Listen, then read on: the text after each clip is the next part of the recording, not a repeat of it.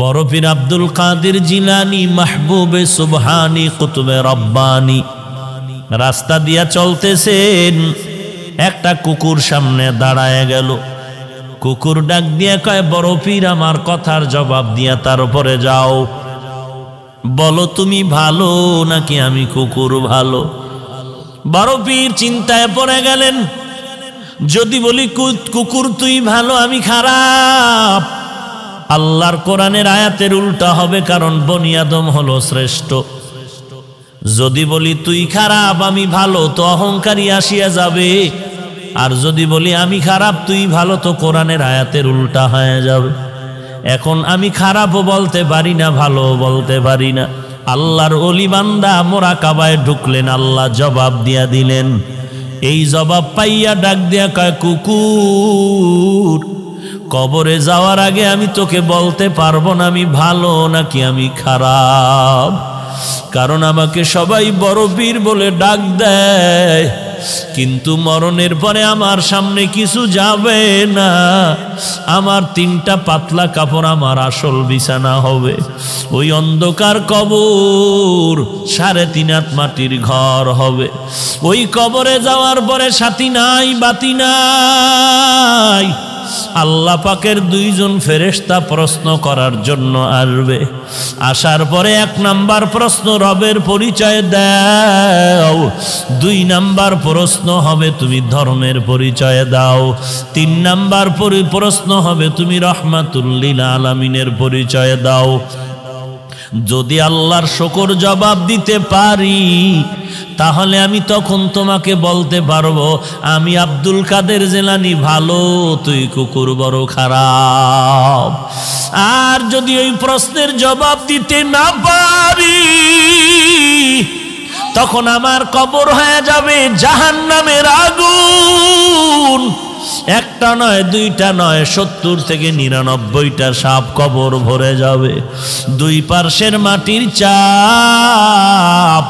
তখন আমি জবাব দিয়া বলতে পারবো, কুকুর তুই ভালো, আমি মানুষেও ভালো হতে পারলাম না, কারণ আমার কবরের মধ্যে আগুন জ্বলে, আমার আযাব হচ্ছে, তোর কোনো আযাব নাই। আমি কবরে যাওয়ার আগে তোকে জবাব দিতে জিলানী কথা বলতেছিলাম। রহমতের নবী যার কোনো গুনাহ নাই, তিনিও কান্না করতেছেন আল্লাহর আদালতের হালাতের কথা চিন্তা করিয়া। আম্মা জান আয়েশা রাদিয়াল্লাহু আনহা বলেন, নবীজিকে আমি জিজ্ঞাসা করলাম, নবী আমার রুমে বৈশা কাঁদেন কেন? নবী বলেন, ও আয়েশা, হাসরের ময়দানে আমার উম্মতের কি উপায় হবে, এই চিন্তায় আমি কান্না করতেছি। আম্মা জান বলেন, ও নবী, হাসরের মাঠটা কেমন হবে? নবী বলেন, আয়েশা, এই জমিনটা হবে কিয়ামতের মাঠ, আরাফার ময়দান হবে আল্লাহর বিচারালয়, আদালত। এই দুনিয়ায় তো বড় বড় মাস্তান তো চলে গেল, আল্লাহর কোরআনের একটা ভুল বের করতে পারে নাই, নবীর একটা কথার মিথ্যা প্রমাণ করতে পারে নাই। আল্লাহর নবী বলেন, ওই হাদিস এখনো আছে, কোরআন এখনো আছে। আম্মা জান আয়েশাকে নবী বলেন, কিয়ামতের ময়দান এমন এক অবস্থা হবে, পুরো জমিনটা সমান হবে। সূর্যটা এখন তো বিজ্ঞানীরা বলে জমিন থেকে 9,30,00,000 মাইল উপরে। কিয়ামতের ময়দানে আল্লাহ অর্ডার করবে, সূর্য নিচে নেমে আয়, তোর যত মুখ আছে নিচে কর, যত তাপ আছে তাপ জমিনে ছাড়। সূর্যের তাপে জমিনটা পুরিয়া তামা হয়ে যাবে। স্বর্ণ হবে না কেন? জমিনটা পুরিয়া রূপা হবে না কেন? পিতল হবে না কেন? মুফাসসিরিনে কেরাম বলেন, স্বর্ণ, রূপা, তামা, পিতল এগুলো হবে না। জমিনটা তামা হওয়ার কারণ, তামার ধাতুর মধ্যে একটা গুণ আছে, স্বর্ণের মধ্যে নাই, রূপার মধ্যে নাই। বলে কি? স্বর্ণের এক মাথা গরম হলে ভিন্ন মাথা গরম হয় না, রূপার এক অংশ গরম হলে অন্য অংশ গরম হয় না। কিন্তু তামা এমন একটা ধাতু, এক পার্শ্বে গরম হয়ে গেলে পুরাটাই গরম হয়ে যাবে। আল্লাহ যখন বলবে সূর্য তুই মনের মতো তাপ দিতে পারো না, আজকে সব তাপ ছাইড়া দে।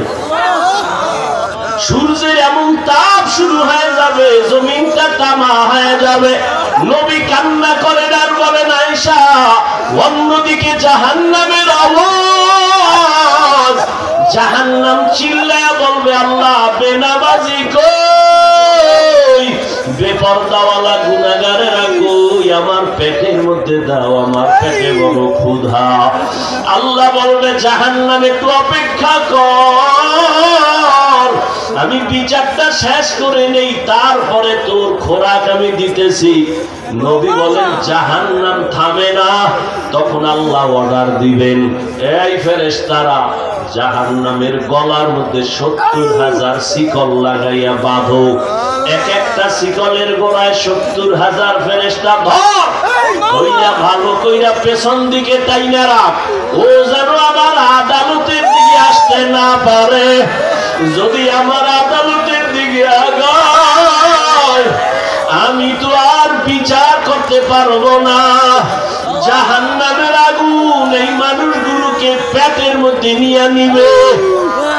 আল্লাহর অর্ডারে ফেরেশতারা জাহান্নামের গলায় শিকল লাগাইয়া 70,000 কইরা একটা শিকলের গোড়ায় জাহান্নামের ধরবে, ধইরা রাখতে পারবে না। এত চিল্লানি দিয়া বলবে আল্লাহ বেনামাজি গুনাহগার আমার খোরাক গুলো দাও, ক্ষুধা। আল্লাহ পাক নবী বলেন আল্লাহর ফেরেশতারা যখন ধরে রাখতে পারবে না, তখন আমি মুহাম্মদের অন্তরে বড় মায়া, আমি সাথে সাথে সিজদায় পড়ে বলবো আল্লাহ জাহান্নামের ফিরাও, আমার উম্মত মনে হয় ধইরা ফালাইবে, ফিরাও, আমার উম্মত যেন জাহান্নামের আগুনে না যায়। আমার উম্মত যদি জাহান্নামে যায় আমি জান্নাতে যাব না। তখন আল্লাহ বলবে নবী আপনি মাথা উঠাইয়া দেন, কাঁদিয়েন না, আপনার কান্না আমি সহ্য করতে পারি না, আমি মাথা উঠাইয়া দিব। আল্লাহ পাক দেখে জাহান্নাম এখনো দাঁড়ায় না, শিকলেও ধরে রাখতে পারে না। তখন আল্লাহ আমার সান্ত্বনার জন্য একটু কুদরতি হাতের পানি ফেরেশতারে দিয়া বলবে জাহান্নামের গায়ে ছিটায়া দাও। যখন জাহান্নামের গায়ে আল্লাহর দেওয়া কুদরতের পানিটা ছিটায় দিবে, জাহান্নাম দ্রুত গতিতে পেছনে ভাগতে থাকবে। ফেরেশতারা বলবেন আল্লাহ এতক্ষণ আমরা 70,000 শিকল লাগাইয়া যেই জাহান্নামের ধরে রাখতে পারি না, তুমি এমন কি বরকতের পানি দিছো যে জাহান্নাম এখন নিজে নিজে পেছনে দৌড়ায় ভাগতেছে, কারণ কি? এটা কি জমজমের বরকতি পানি, না কি এটা কাউসারের পানি, না এটা কি আবে হায়াতের পানি, না এটা দুনিয়ার বরকতের কোনো পানি, না তোমার বৃষ্টির পানি, না কোনো সমুদ্রের পানি। আল্লাহ বলবে ফেরেশতা এই পানি জমজমের পানিও না, কাউসারের পানিও না, এই পানি আবে হায়াতের পানিও না, এই পানি দুনিয়ার কোন সমুদ্রের পানি না, বৃষ্টির পানি না। আল্লাহ বলবেন আমার মায়ার নবীর গুনাহগার উম্মতের চোখের পানি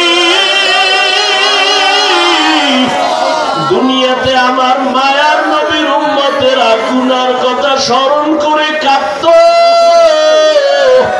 মানুষ যখন ঘুমায় যাইত আমার আশিকের কান্না শুরু হয়ে যাইত, গভীর রাতে সিজদায় পড়ে বলতো দয়ার বালি আমার মতো গুনাহগার এই জমিনে আর কেউ নাই, গুনার কারণে আমার হাত না পাক, আমার চোখ না পাক, আমার জিহ্বা না পাক, আমার অন্তর না পাক। আয় আল্লাহ তোমার দেওয়া সূর্যের আলো পানি বাতাস সব নেয়ামত খাইয়া তোমার নাফরমানি করেছি, আজ আমি গুনার কারণে মনে হয় আমার জাহান্নাম ছাড়া উপায় নাই। আমার গুনার খবর আমার মাও জানে না, বাবাও জানে না, ভাই বোন স্ত্রী পরিবারের কেউ জানে না। আমার গুনার খবর আমার মা বাবা পায় যদি জানতো লাথি মেরে ঘর থেকে বের করে দিত। আমার গুনার খবর যদি আমার স্ত্রী জানতো আমাকে স্বামী বইলা গ্রহণ করতো না। আমার গুনার খবর যদি আমার সন্তান জানতো কোনদিন আমাকে বাবা বলতো না। ও দয়ার মালিক যে তুমি কত দয়ার মালিক, তুমি আমার সব গুনার খবর জানো। ও আল্লাহ, যুবকের আমার মাওলারে ডাকতে তুই গুনাহ চোখের পানি ছাড়, আর গুনার কত স্মরণ করে ক্ষমা চাও। আর আল্লাহরে বলো আমার মাওলা যে কেমন দয়ার মাওলা। ওরে দরওয়াজা জানালা বন্ধ করে মোবাইলে তারা যে গুনাহ করেছ, ওই দরওয়াজা জানালার ভেতরে গুনার খবর মাও জানে না, বাবাও জানে না। ওরে আমার মাওলারে ফাঁকি দিতে পারো নাই রে বাবা। আরে তোমার গুনার খবর যদি মা জানতো ঘর থেকে বের করে দিত। কিন্তু আমার মাওলা যে কেমন দয়ার মালিক, গুনাহ করছি দেখছি, এরপরও ঘরের থেকে বের করে দেয় নাই, সম্মানের চেয়ার থেকে ফালাইয়া দেয় নাই। ও আল্লাহর বান্দারা, আজকে বাড়ি পাইছো, গাড়ি পাইছো, সন্তান, বিবি, পরিবার, ক্ষমতা সবই পাইলা, কিন্তু আজকে যেইগুলি পাইয়া পাগল, চিন্তা করে দেখছো এগুলি কিছুই তোমার আমার আপন না। ওরে আজরাইল আইসা যখন রূহ দইরা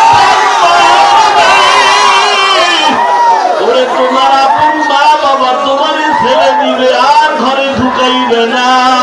সাদা কাপড়ের প্যাকেট বানাইয়া কবরের দেশে পাঠাইয়া দিবে। এতদিন যে মা বাবার জন্য এত পাগল হইলাম, কেউ আমার সাথে যাবে না। আমি আস্তে আস্তে দেখি আমার বন্ধু নাই, আমার পাশের লোকগুলো সব আলাদা হয়ে গেল। এক পর্যায়ে আমার সাদা কাপড়ে আমারে পান বাগানে নিয়ে রওনা। ওই কবরে অন্ধকার ঘর, বাতি নাই, কোনো সাথী নাই। ওই কবরে পাড়াইয়া পাড়াইয়া মাটি দিয়া সবাই চলে গেল, আমি এখন একা। আমার ডানে মাটি, বামে মাটি, সামনে পেছনে, উপরে নিচে মাটি। কই আমার বাড়ি, কই আমার গাড়ি, কই আমার সন্তান, কই আমার মা বাবা, কই আমার ক্ষমতার চেয়ার, কই আমার সম্মান। এখন এই অন্ধকার কবরে দুইজন ফেরেশতা চলে আসবে প্রশ্ন করার জন্য। রবের পরিচয় দাও, ধর্মের পরিচয় দাও, রহমতের নবীর পরিচয় দাও। আমি যদি মাওলারে না চিনিয়া কবরের বিছানায় যাই, ওরে গুনাহগার বেনামাজি তখন বলবে হা হা লা আদরি, হা হা লা আদরি, হা হা লা আদরি। আফসোস, আমি কিছুই জানি না, কিছুই জানি না, কিছুই জানি না। আমার রবকে আমি চিনি না, আমার ধর্ম কি জানি না, মুহাম্মদ নবীকে আমি চিনি না। নবী বলেন সাথে সাথে আমার মাওলা রাগান্বিত কুদরতি আওয়াজ দিবেন। আল্লাহ বলবেন ফেরেশতা, এর সাথে আর ভালো ব্যবহার করার কোনো সুযোগ নাই। এই বান্দারে আমি দুনিয়াতে কত আদর করছি, আমি আল্লাহ কত নিয়ামত খাওয়াইলাম। আমার দেওয়া জমিনের ফসল খাইলো, গাছের ফল খাইলো, নদীর মাছ খাইলো, একবারও শুকর আদায় করে নাই, বরং আমার নাফরমানি করেছে। আলেম ওলামারা বুঝাইলো, বুঝে নাই, বিরোধিতা করেছে। এখন আর সুযোগ দেওয়া হবে না, এর জাহান্নামের শিকল লাগাও, কবরের ভেতরে জাহান্নামের বিছানা দাও। আল্লাহ রাগান্বিত হয়ে বলবে নাফরমানের ধর, কবরের ভেতরে জাহান্নামের আগুন লাগায় দাও। আল্লাহ রাগান্বিত হয়ে বলবে ও কবরের মাটি,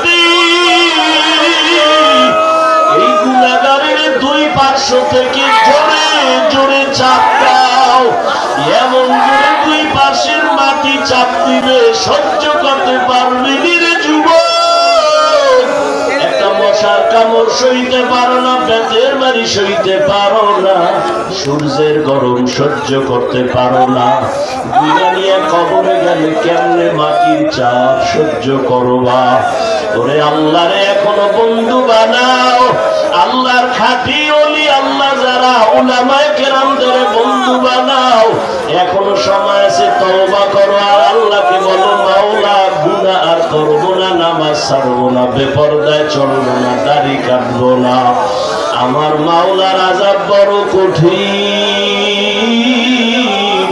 আল্লাহ এজন্য বলেছেন, মুসলমান না হইয়া মরণ বরণ করিও না। এখনো সময় আছে, তওবা করে নাও। স্কুলে পড়ো, কলেজে পড়ো, চাকরি করো, ব্যবসা করো, তওবা করো আর নামাজ ছাড়বা না, দাড়ি কাটবা না, বেপরদায় চলবা না। মা বাবার দোয়া নিয়া, উলামায়ে কেরামের দোয়া নিয়া, শিক্ষক মুরব্বীদের দোয়া নিয়া নবীর তরিকায় চলবা। আল্লাহর কাছে দুই ফোঁটা চোখের পানি ছেড়ে দাও। যদি কান্না না আসে, মনে করিও গুনার কারণে দিলটা পাথর হয়ে গেছে, আল্লাহ বেজার হয়ে গেছে। এখনো সময় আছে, আল্লাহকে বলো, আল্লাহ দিলটা নরম বানায় দাও। ওরে ডানে বামে দেখো, তোমার মতো কত গোলাপের চোখে পানি, তোমার আমার চোখে কেন পানি নাই? গুনার কারণে আল্লাহ বেজার। ওরে কান্নাওয়ালার কাছে হাতটা বাড়াইয়া দোয়া চাও আর বলো, কান্নাওয়ালা ভাই আমার জন্য একটু দোয়া করেন, আমার গুনার কারণে আমার কলবটা পাথরের মতো শক্ত, আমার চোখে পানি আসে না। দোয়া কান্নাওয়ালার দোয়া ফেরত যাবে না। আল্লাহর কাছে তওবা করো, মরিয়াও গেলে আর নামাজ ছাড়বা না, গুনাহ নিয়ে কবরে যাইবা না। যদি তওবার নিয়ত হয়, দুটো হাত আমার আল্লাহকে দেখাইয়া দাও। আয় আল্লাহ, হাতগুলো কবুল করে নেন, তওবা কবুল করে নেন। আয় আল্লাহ, তওবার উপরে মজবুত হইয়া চলার তৌফিক দান করেন, আমিন। আলহামদুলিল্লাহি রাব্বিল আলামিন। والصلاة والسلام على سيد الأنبياء والمرسلين وعلى آله وأصحابه أجمعين يا أرحم الراحمين يا أرحم الراحمين يا أرحم الراحمين ارحمهما كما ربياني صغيرا رب ارحمهما كما ربياني صغيرا জীবনে না করিলাম বন্দেগী করে কাটাইলাম জিন্দেগি, তওবা করে আবার তওবা ভাঙ্গিলাম, অবশেষে খাঁটি তওবা করিলাম, অবশেষে খাঁটি তওবা করিলাম। ইয়া আল্লাহ, কুদরতের নজর দিয়া তাকায় দেখেন, কত উলামায়ে কেরাম, কত মুরব্বী হাজী সাহেব, কত ব্যবসায়ী, চাকরিজীবী, পর্দার আড়ালের মা বোনেরা, কলিজার যুবক, আমার ছাত্র বাবারা, ও আল্লাহ তাকায় দেখেন এই গোলামেরা কি চায়। ও আল্লাহ, সবাই জাহান্নামের আগুন থেকে ক্ষমা চায়, মুক্তি চাই। আয় আল্লাহ, শয়তানের ধোঁকায় পড়ে গুনাহ করেছি, আর গুনাহ করব না রে আল্লাহ। তওবার নিয়তে হাত তুললাম, আর নামাজ ছাড়বো না, দাড়ি কাটবো না, বেপরদায় চলবো না, মা বাবারে কষ্ট দিব না, বেয়াদবি করব না, শিক্ষক মুরব্বীদের সাথে বেয়াদবি করব না। উলামায়ে কেরামের পরামর্শ নিয়ে নবীর তরিকা মেনে চলবো। আয় আল্লাহ আমাদের জীবনের তওবা কবুল করে নেন, জীবনের গুনাহ মাফ করে দেন। আয় আল্লাহ মাহফিল কবুল করে নেন, আয়োজনকারী সহযোগিতাকারীদের কবুল করে নেন। আয় আল্লাহ মাদ্রাসা কবুল করে নেন, মসজিদ কবুল করে নেন, সারা দুনিয়াবাসীকে মাফ করে দেন।